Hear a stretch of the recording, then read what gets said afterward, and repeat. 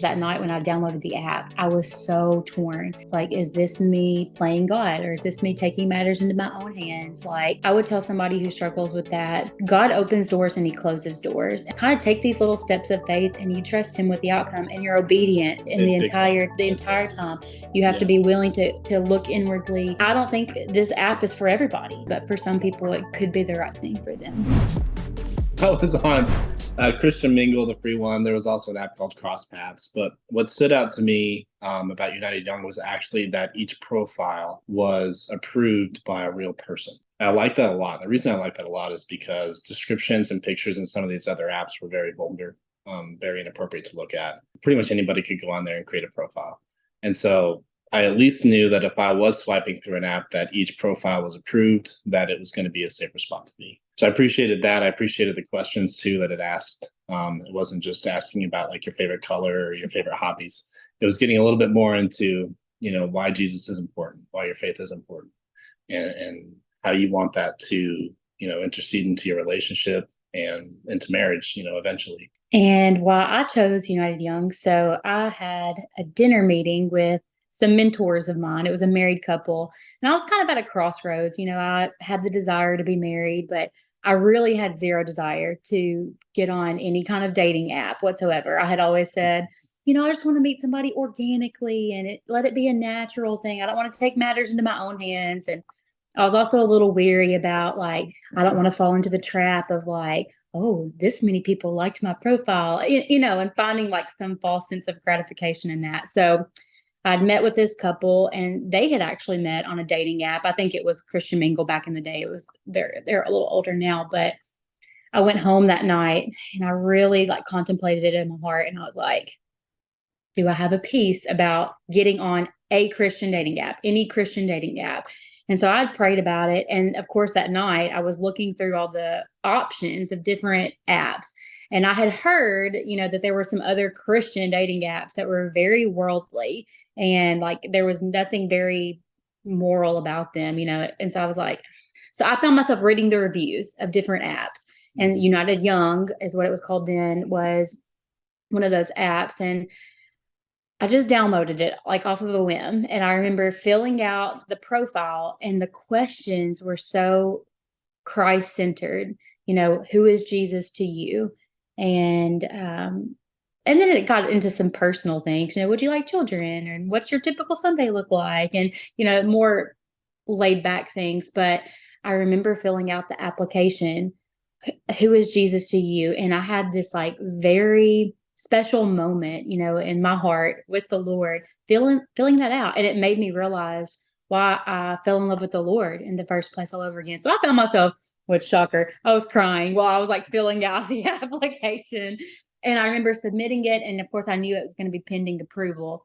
And I remember thinking, well, if nothing else, that was a great experience, just getting to have that moment with me and the Lord. And then of course the next day, hey, your application was approved. And so yeah, that's one of the reasons. It was smaller scale and I had seen the sample questions of what it was going to be asking me. And so that's why I chose that one.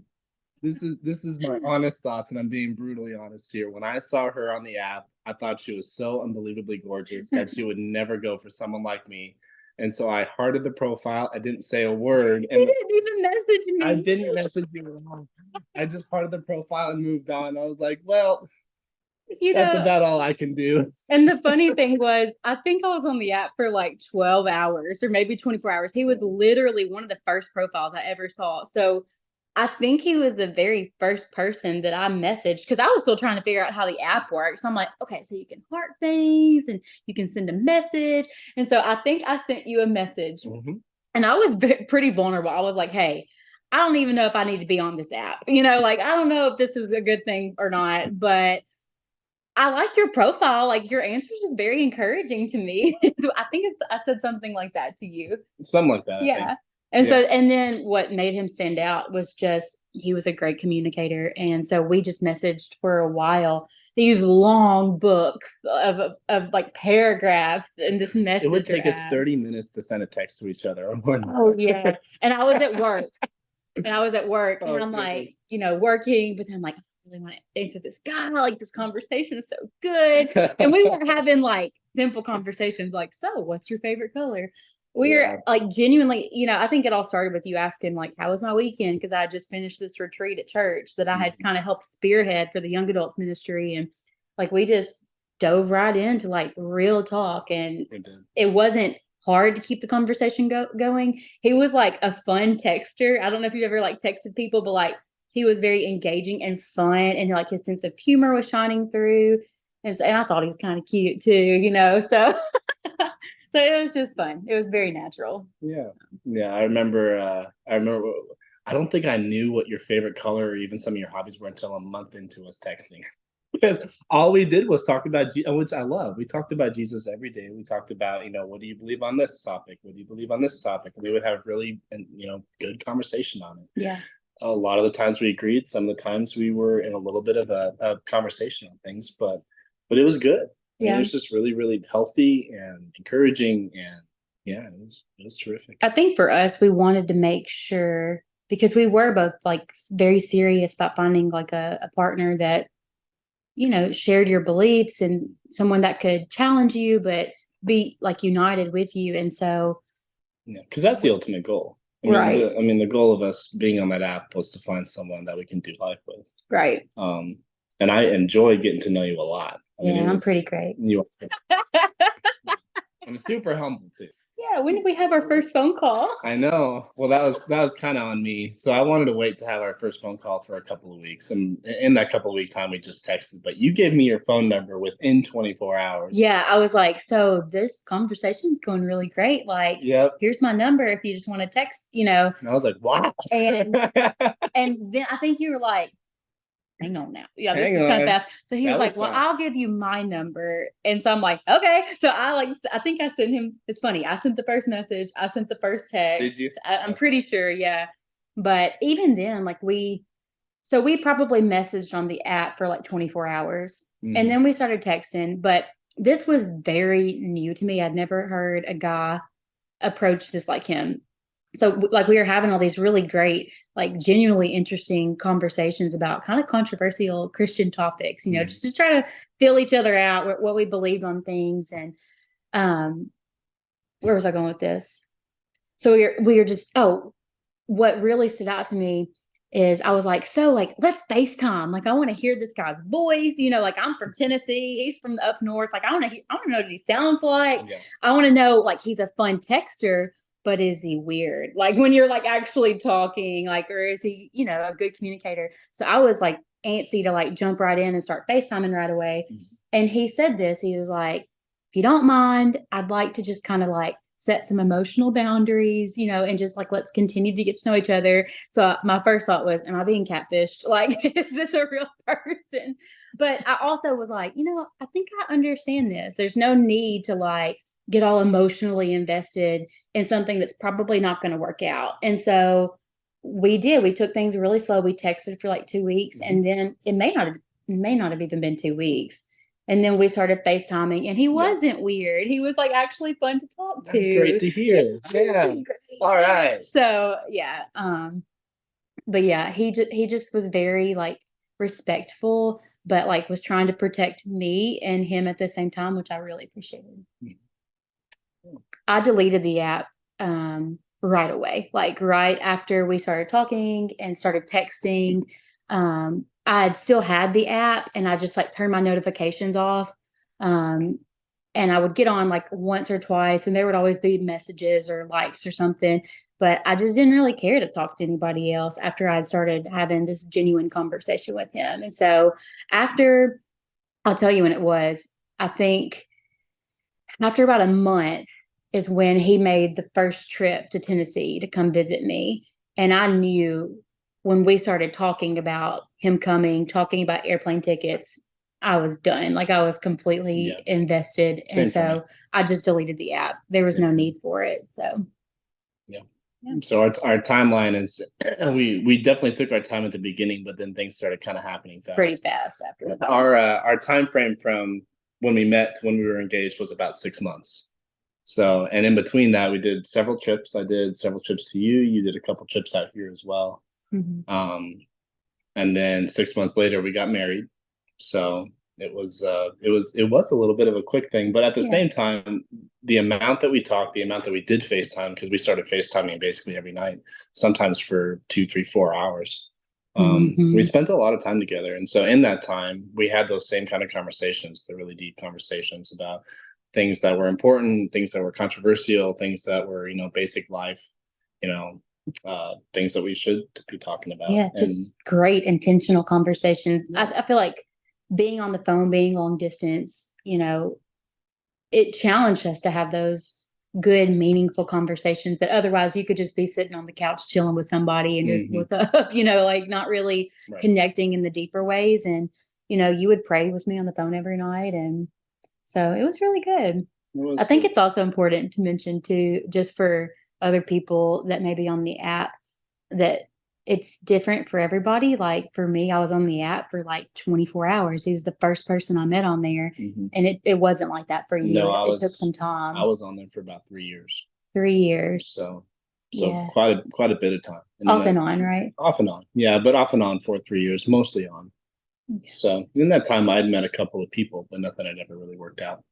So that's why Yeah. I was careful at the beginning, especially about setting emotional boundaries and just making sure that, we really did see eye to eye on the important things. And if we did, then we could go from there. Yeah. So After we started getting like knee deep in conversation, I realized he's from Montana and hmm. I'm in Tennessee.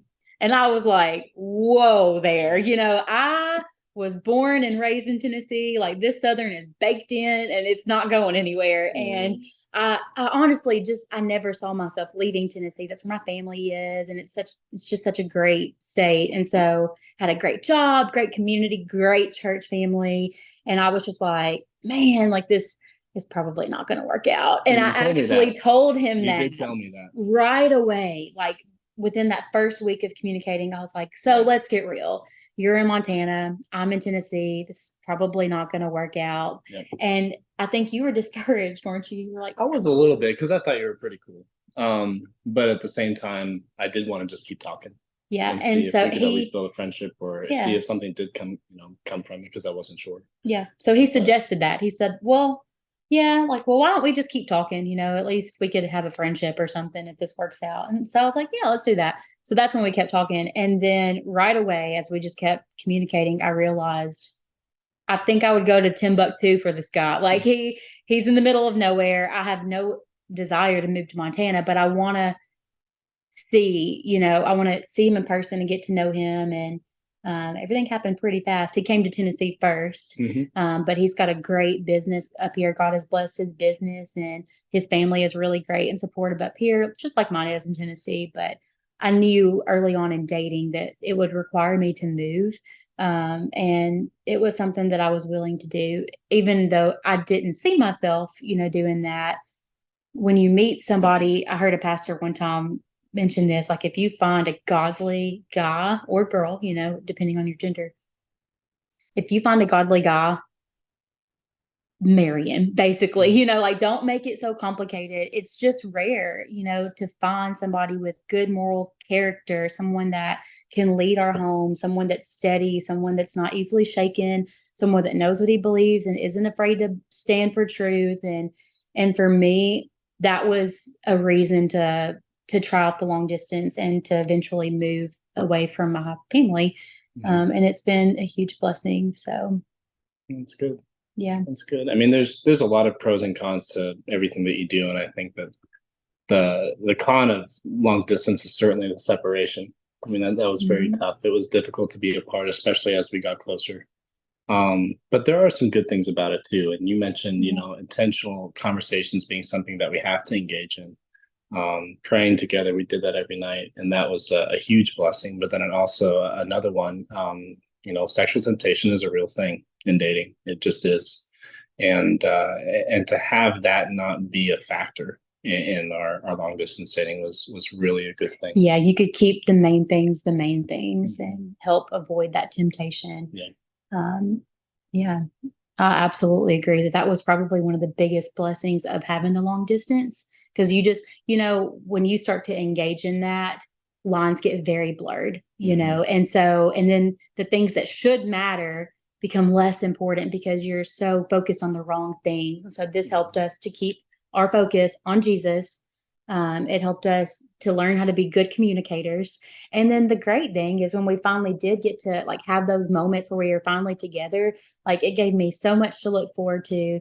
And at the end of our dating relationship, as we were engaged and we were about to be getting married, I would cry when I would have to leave him and go back home. And I just thought, okay, like this is good. If we're at that point in life where I'm like, I just don't want to leave you, like we are better together, then I know that this is a good thing, that God is blessing this and it's something that I want to be vested in. So kind of confirmation that it's a good thing. So Yeah. yeah, it makes you, I think in our personal vows that we wrote to each other on our wedding day, I think I had wrote that the perk of the long distance is it just made you appreciate each other, in a way that you can't appreciate if they're just right there all the time. So that's something that I'll always take with me. That night when I downloaded the app, I was so torn. It's like, is this me playing God, or is this me taking matters into my own hands? Like, this just doesn't seem right, And I would tell somebody who struggles with that, you know, God opens doors and he closes doors. And that's one thing that we prayed when we started seriously talking. As much as he liked me, as much as I liked him, we are both very open minded to whatever the Lord wants here. And so when we would pray together, we would pray all the time. And Lord, if this is not what you want, then close the door. And all we were ever met with was open doors. It was just such a natural, like, it just happened so effortlessly, and so I don't know. I It's look, hard to explain. it is hard to explain. Yeah. There was no red flags. There was no, oh, I need to get out of this. There was no lack of peace, or Right. however you want to word it. We are just very objective, like, all right, if you want to eat, you got to fish, put the fishing pole in the water and you got to trust God to send the fish. It's just a step that you take and you say, God, if you don't want this, close the door, make it known to me, expose my heart if I'm doing this for the wrong motives. And so when I downloaded the app, I checked my heart. Like I had mentioned earlier, I don't want to do this for attention. I don't want to do this to feed some kind of vain spirit inside of me or to feel accepted and wanted. I don't want that. I only want what you want. And I downloaded the app and I believe that he blessed it and everything just happened very naturally. So, And I mean, the reason that I got on the app in the first place was because I live in a small town. We live in the same town that I lived in when I got on the app. And this town at the time was about 1,900 people. So it's very, very small. At that time, I could probably tell you every person my age that was a woman by name because I knew them, and so being from a place like that, I didn't know necessarily what to do.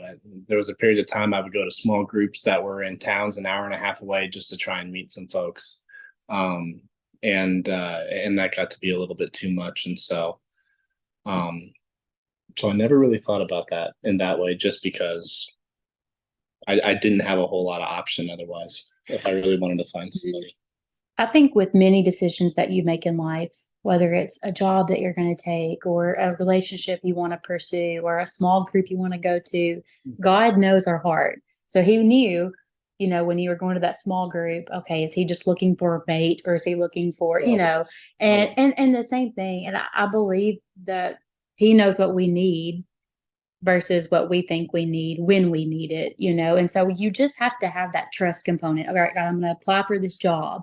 I really want it. If you don't want this to be my job, close the door. All right, God, I'm going to get on this dating app. If you don't want me to do this, close the door. Give me conviction, And so I think you just have to kind of take these little steps of faith and you trust him with the outcome and you're obedient in the entire time.